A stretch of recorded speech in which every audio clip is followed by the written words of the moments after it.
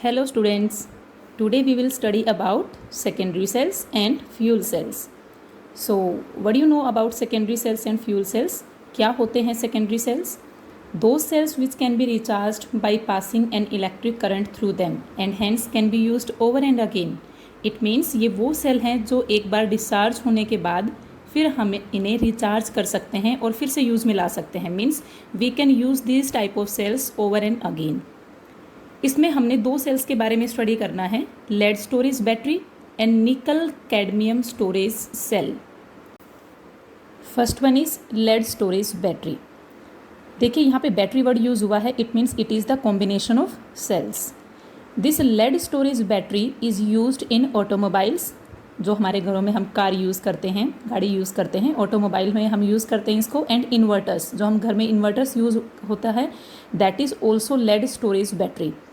तो काफ़ी इंपॉर्टेंट जो लाइन मैं आपको बता दी है, इसके यूज़ पे क्वेश्चन आता है 1 मार्क के अंदर कि name the cell which is used in automobiles और inverters, that is lead storage cell, और you can say lead storage battery. Battery is the combination of lead storage cells. अब देखिए इस सेल के अंदर या इस बैटरी के अंदर क्या होता है. In this type of cell lead plates acts as anode. ये देखिए जो मैंने ये ब्राउन कलर से बनाई हुई हैं, तो ये या तो लेड प्लेट ले सकते हैं आप इनकी जगह, या फिर आप लेड के बने हुए ब्लॉक्स ले सकते हैं which is filled with spongy lead. These lead plates और lead grids filled with spongy leads acts as anode. And ये जो मैंने ब्लैक कलर से बनाए हुए हैं, दिस इज़ कैथोड. और एक्चुअल में ये है क्या, this is lead grids filled with lead dioxide. ये लेड के ब्लॉक्स बने हुए हैं जिनके अंदर लेड डाइऑक्साइड फिल किया हुआ है. और ये यहाँ पे 1 anode and this 1 is cathode constitute a cell.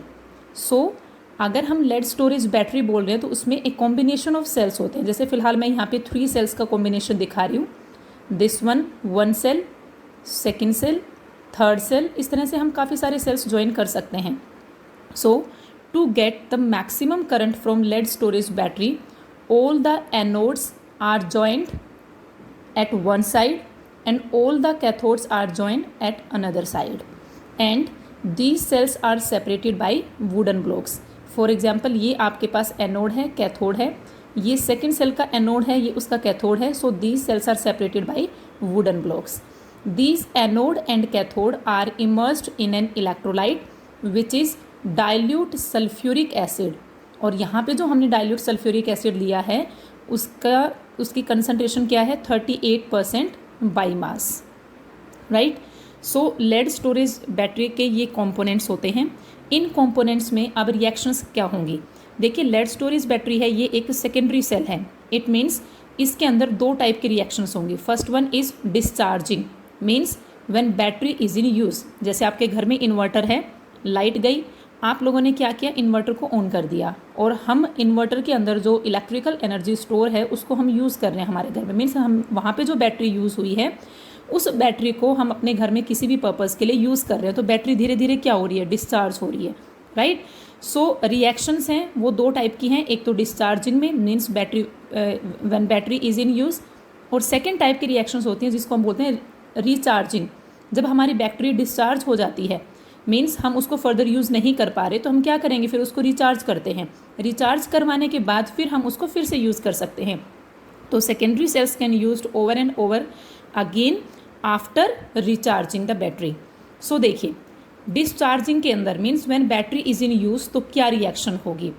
देखिए एनोड किसका बना हुआ था, लेड प्लेट्स का बना हुआ था. राइट. तो यहाँ से लेड और इलेक्ट्रोलाइट था सल्फ्यूरिक एसिड. सल्फ्यूरिक एसिड से सल्फेट आयंस, और ये दोनों कंबाइन करके क्या बनाएगा, lead sulphate by losing 2 electrons. तो यहाँ से लेड का ऑक्सीडेशन हुआ है. राइट. अब हम बात करते हैं कैथोड की. कैथोड क्या है, lead gets filled with lead dioxide. तो यहाँ पे जो रिडक्शन होगा वो लेड डाइऑक्साइड का होगा. यहाँ पे लेड की ऑक्सीडेशन स्टेट +4 है. तो ये PbO2 इलेक्ट्रोलाइट के सल्फेट और ये हाइड्रोजन आयंस हैं. क्योंकि कैथोड पे रिडक्शन होना है इसलिए by gaining electrons this lead which is present in +4 state gets converted into lead sulphate. और यहाँ पे लेड की कौन सी ऑक्सीडेशन स्टेट है, +2, तो यहाँ पे इसका रिडक्शन हुआ है। So during discharging of this battery anode पे ये रिएक्शन होगी, कैथोड पे ये रिएक्शन होगी, and if we want to find out the overall reaction then we have to add reactions occurring at anode and cathode. So on adding these two reactions we get the overall reaction, and the overall reaction is lead plus lead dioxide plus hydrogen ion plus sulfate ion gets converted into lead sulfate and water, right? तो ये जो lead storage battery है इसमें discharging के अंदर इस type की reactions होंगी। अगर हम बात करते हैं रिचार्जिंग की, मीन्स बैटरी डिस्चार्ज हो गई है, अब हमें उसको फिर से रिचार्ज करना पड़ रहा है, तो रिचार्जिंग के टाइम क्या होगा कि this electrochemical cell behaves just like an electrolytic cell. हम उसको इलेक्ट्रोलिटिक सेल क्यों बोल रहे हैं, क्योंकि डिस्चार्जिंग के टाइम हम रिचार्जिंग के टाइम हम एक्सटर्नल सोर्स से इलेक्ट्रिसिटी प्रोवाइड करते हैं और इलेक्ट्रिसिटी प्रोवाइड करके उसको रिचार्ज किया जाता है। अब रिचार्ज कैसे किया जाता है, तो उसमें कौन सी रिएक्शंस होंगी, देखिए डिस्चार्जिंग में जो रिएक्शंस हुई हैं उससे एग्जैक्टली अपोजिट रिएक्शंस होंगी रिचार्जिंग के अंदर।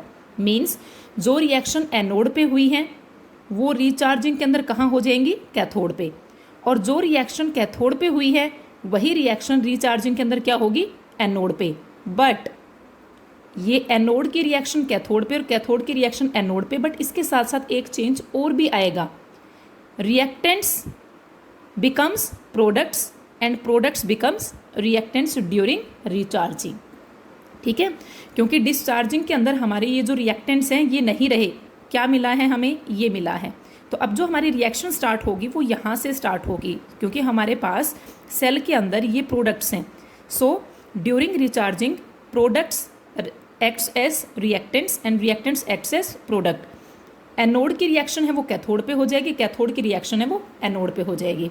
तो हम देखते हैं यहाँ पे रिचार्जिंग के अंदर क्या हुआ है। देखिए रिचार्जिंग के अंदर एनोड पे मैंने रिएक्शन ली है, तो एनोड पे कौन सी रिएक्शन होनी है, जो कैथोड पे हुई है, ये हुई थी हमारी कैथोड पे। और कैथोड में प्रोडक्ट क्या है, प्रोडक्ट है लेड सल्फेट प्लस वाटर, तो हमने इसको यहाँ पे रिएक्टेंट बना दिया, lead sulphate plus water convert into इसके जो रिएक्टेंट्स हैं वो इसके प्रोडक्ट्स बन जाएंगे। सिमिलरली अगर मैं कैथोड की बात करती हूँ तो कैथोड पे रिएक्शन कौन सी होगी, जो डिस्चार्जिंग के टाइम एनोड पे हुई थी, और एनोड पे जो प्रोडक्ट्स हैं वो तो रिएक्टेंट्स और जो रिएक्टेंट्स हैं वो products, right. On getting overall reaction, तो हमारे पास ओवरऑल रिएक्शन यहाँ पे जो ओवरऑल रिएक्शन मिली थी उसकी एग्जैक्टली अपोजिट मिलेगी। So these are the reactions occurring in discharging and recharging of lead storage battery.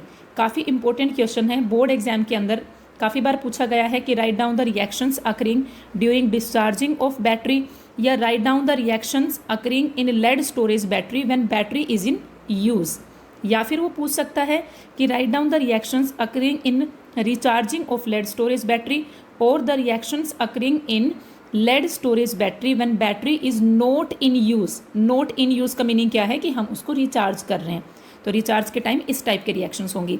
सो इसके लिए आपको जस्ट आप डिस्चार्जिंग के रिएक्शंस लर्न करिए, अगर रिचार्जिंग की पूछी जाती है उन्हीं रिएक्शंस को हमने जस्ट रिवर्स ऑर्डर के अंदर लिखना है, राइट। अब देखिए अगर मैं डिस्चार्जिंग की बात करती हूँ तो डिस्चार्जिंग की रिएक्शन के अंदर सल्फ्यूरिक एसिड यूज़ हो रहा है, ठीक है। ये देखिए 4H positive and 2 sulphate ions, in short you can से 2H2SO4। So during discharging sulphuric acid is used up, और अगर सल्फ्यूरिक एसिड यूज़ हुआ है इट मीन्स हमने यहाँ पे जो इलेक्ट्रोलाइट की कंसंट्रेशन ली है 38% बाई मास, ये कंसंट्रेशन धीरे धीरे क्या होगी, कम, क्योंकि सल्फ्यूरिक एसिड कम हुआ है। यहाँ पे जो हमने इलेक्ट्रोलाइट लिया है इसकी कंसंट्रेशन तो है 38% बाई मास, और अगर मैं इसकी डेंसिटी की बात करूँ तो इसकी डेंसिटी है 1.30 ग्राम पर सेंटीमीटर क्यूब। सो अगर इस यहाँ पे सल्फ्यूरिक एसिड यूज़ होगा तो धीरे धीरे क्या हो जाएगा, इसका अमाउंट कम होगा, मीन्स इसकी density starts falling, and if its density falls below 1.20 ग्राम पर centimetre cube this battery needs recharging, right. तो रिचार्जिंग कब करते हैं, जब यहाँ पे इसकी डेंसिटी 1.20 ग्राम पर सेंटीमीटर क्यूब से बिलो हो जाए, राइट। अब देखिए यहाँ पे इस बैटरी पे कुछ इंपॉर्टेंट क्वेश्चंस और क्या बनते हैं, see here, this is used in automobiles and inverters, 1 mark question पूछा जाता है। Name the battery used in automobiles और इन्वर्टर। 38% बाई मास वाला सल्फ्यूरिक एसिड हम यूज़ करते हैं, जिसकी डेंसिटी कितनी होती है 1.30 ग्राम पर centimetre cube. Third point we already study, during discharging sulphuric acid is used up, therefore the density of sulfuric acid falls when it falls below 1.20 ग्राम पर centimetre cube, it needs recharging। अब आपसे मैं एक चीज़ और पूछती हूँ, जो हमारे घर में इन्वर्टर बैटरी लगी होती है तो हम उस इन्वर्टर के अंदर time to time water fill करते हैं, ठीक है, तो हम उसमें वाटर क्यों फिल करते हैं?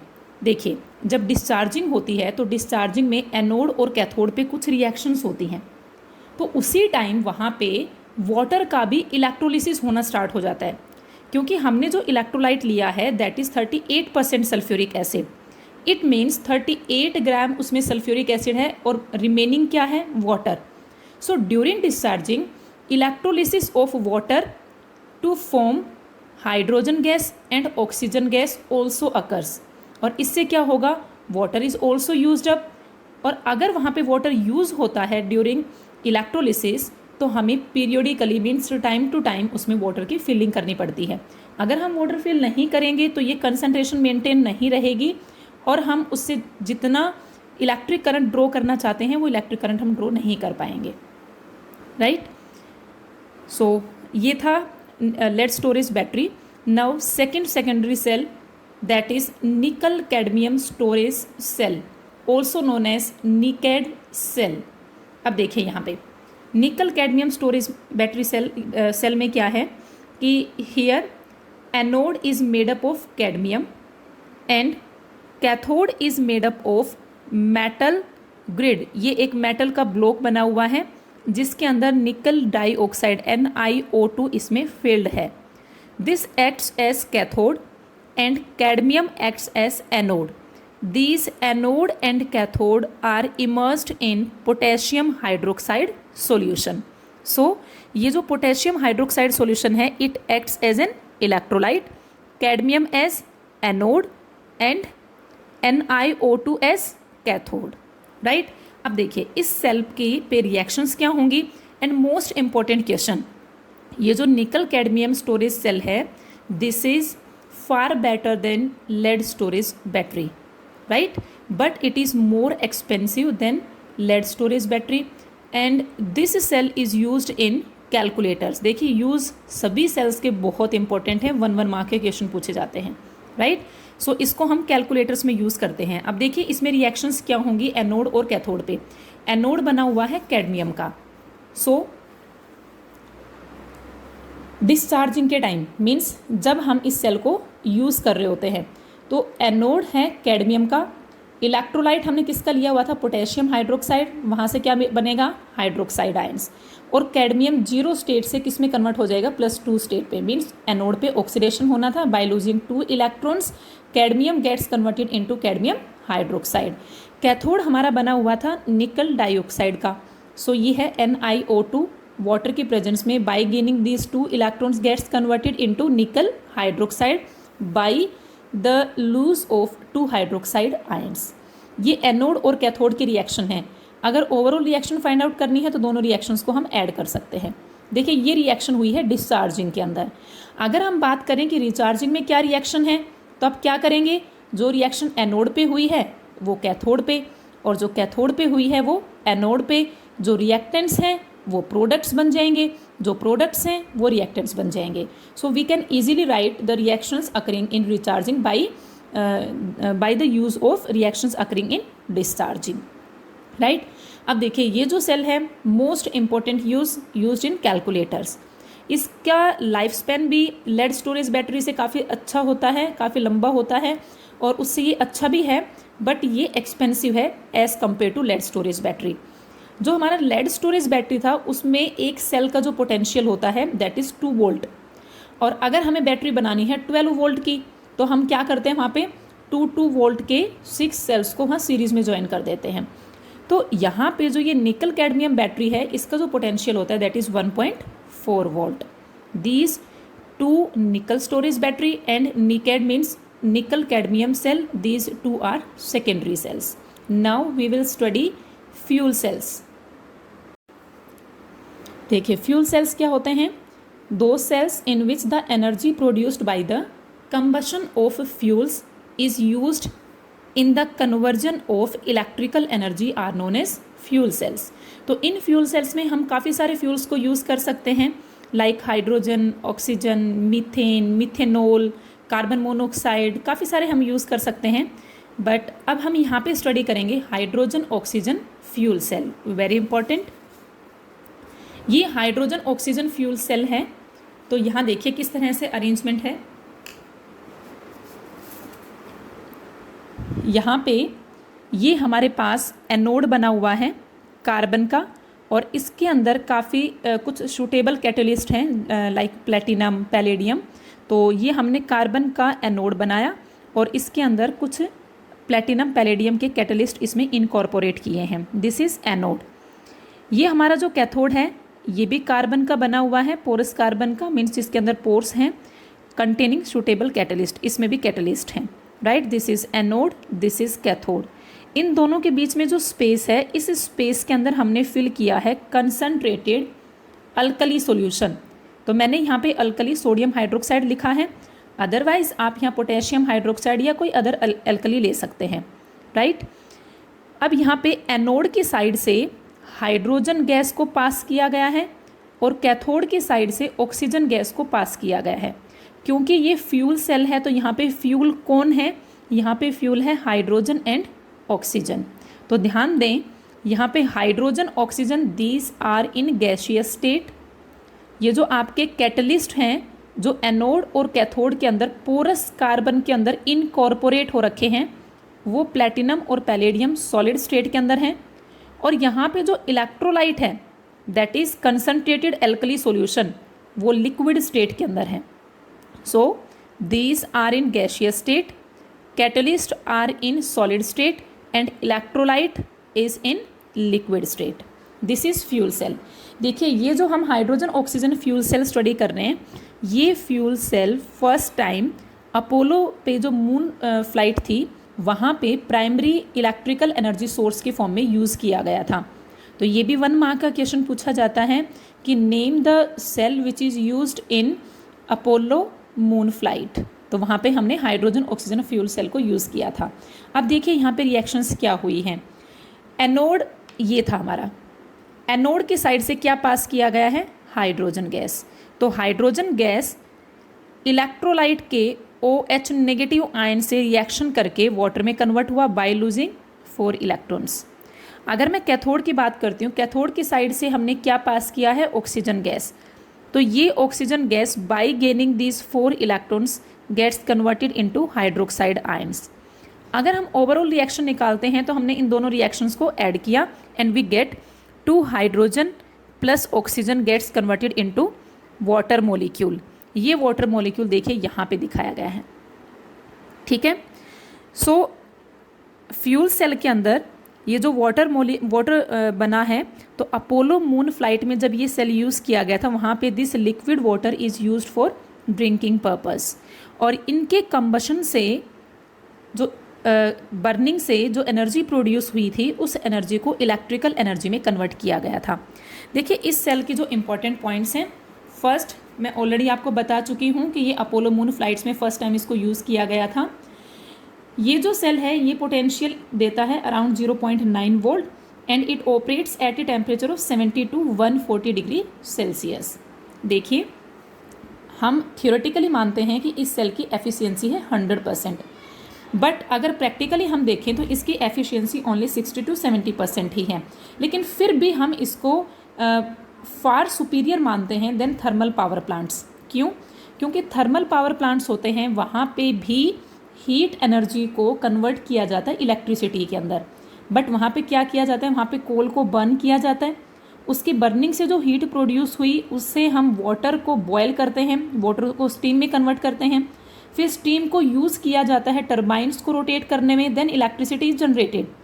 सो वहाँ पे भी थर्मल एनर्जी को कन्वर्ट किया गया है किसमें, इलेक्ट्रिकल एनर्जी में। और यहाँ भी फ्यूल्स के कंबशन से जो एनर्जी प्रोड्यूस हुई है उसको इलेक्ट्रिकल एनर्जी में कन्वर्ट किया गया है। But these fuel cells are far superior than thermal power plants. उसका रीज़न ये है कि इनकी जो एफिशिएंसी होती है दैट इज 60 to 70%, और जो थर्मल पावर प्लांट्स होते हैं उनकी एफिशिएंसी होती है around 40%। That's why these are preferred. One more advantage क्या है कि ये जो सेल्स होते हैं इनसे कोई भी पोल्यूशन नहीं होता, क्योंकि यहाँ पे हम जो रिएक्टेंट्स हमने यूज़ किए हैं, जो हमारे प्रोडक्ट बने हैं, प्रोडक्ट इवन क्या बना है, प्रोडक्ट तो वाटर ही बना है, तो वाटर से तो कोई पोल्यूशन होगा नहीं। लेकिन जो थर्मल पावर प्लांट्स होते हैं उनमें जब हम कोल को बर्न करते हैं तो वहाँ काफ़ी पॉइजनस गैसेस भी रिलीज़ होती हैं जो एनवायरनमेंट के अंदर पोल्यूशन क्रिएट करती हैं। So they don't cause any pollution problem like thermal power plants, इसीलिए हम इनको प्रेफर करते हैं, राइट। इसके साथ हम ये भी बोल सकते हैं कि और इसमें इसके बेनिफिट्स क्या हैं कि इस सेल से हम कॉन्टीन्यूअसली इलेक्ट्रिसिटी को प्रोड्यूस करा सकते हैं। मींस यहाँ से हाइड्रोजन ऑक्सीजन गैस हम पास करते रहें और यहाँ से हमें इलेक्ट्रिसिटी मिलती रहेगी, राइट। तो इसमें रिचार्जिंग डिस्चार्जिंग वाली कोई प्रॉब्लम नहीं है। लेकिन इस सेल को कंस्ट्रक्ट करना काफ़ी डिफ़िकल्ट है, मतलब कुछ प्रॉब्लम्स आती हैं। तो वो क्या प्रॉब्लम्स हैं वो देखना है। देखिए, फर्स्ट प्रॉब्लम, हमारे पास हाइड्रोजन ऑक्सीजन है वो गैसियस स्टेट में है। हमारे जो एनोड कैथोड के अंदर कैटलिस्ट हैं which are present in solid state, और ये जो इलेक्ट्रोलाइट है ये हमारा लिक्विड स्टेट के अंदर है। तो गैसियस स्टेट, सॉलिड स्टेट और इन लिक्विड स्टेट्स के बीच में कॉन्टैक्ट कराना इज़ वेरी डिफ़िकल्ट जॉब। और जब तक इनके बीच में कॉन्टैक्ट नहीं होता तब तक ये रिएक्शंस नहीं होंगी, और जब ये रिएक्शंस नहीं होंगी तो हम इलेक्ट्रिसिटी कैसे प्रोड्यूस कराएंगे। तो ये इसका एक हम बोल सकते हैं कि डिफ़िकल्टी होती है फ्यूल सेल को इस तरह से बनाने में। सेकंड, ये जो गैसेस हम यहाँ यूज़ कर रहे हैं इन गैसेस को लो टेम्परेचर पर हाई प्रेशर पे मेंटेन रखना भी काफ़ी डिफ़िकल्ट होता है। तो ये भी एक डिफ़िकल्टी है इसमें। और डिफ़िकल्टी हम स्टडी कर सकते हैं कि हमने इसमें जो कैटलिस्ट यूज़ किए हैं प्लैटिनम पैलेडियम, वो कैटलिस्ट होते हैं काफ़ी कॉस्टली होते हैं, तो ये हमारे लिए काफ़ी एक्सपेंसिव पड़ जाता है। हम और इसमें जो प्रॉब्लम्स देखते हैं कि जो इलेक्ट्रोलाइट हमने यूज़ किया है कोरोसिव नेचर का होता है, तो हमारा सेल है वो कोरोड होना स्टार्ट हो जाता है, राइट। तो ये कुछ प्रॉब्लम्स हैं इनकी कंस्ट्रक्शन के अंदर। अदरवाइज़ अगर हम इसकी एफिशिएंसी देखें या हम पोल्यूशन प्रॉब्लम्स देखें तो काफ़ी अच्छा सेल है, सुपीरियर सेल है बाकी सेल्स के कंपैरिजन में। तो ये हमारा टॉपिक था कमर्शियल सेल से रिलेटेड। अब हमारा जो नेक्स्ट टॉपिक होगा वो होगा कोरोजन। सो आप इस लेक्चर को समझिए, इस पे थ्योरेटिकल क्वेश्चन पूछे जाते हैं, मेनली कैथोड एनोड पे रिएक्शंस पूछी जाती हैं। Thank you.